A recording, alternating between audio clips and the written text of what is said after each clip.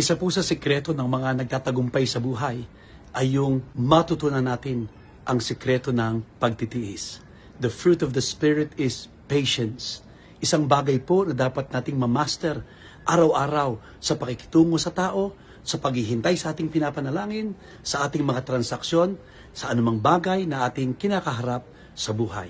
Somebody said, patience is not just waiting, but how you act while you are waiting. Napakahalaga daw pong ipamuhay natin ang bunga ng banal na Espiritong ito sapagkat kailangan natin ng pagtitiis sapagkat pagkatapos ng pagtitiis, pagkatagumpay ay susunod.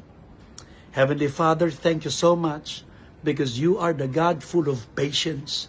Teach us and give us this fruit upang araw-araw kami po ay laging maging matiisin at patuloy na nagtitiwala na ang magandang plano ninyo ay magaganap sa aming buhay.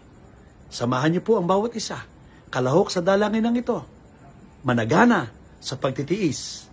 And while we wait, we work for you. In Jesus' name, amen.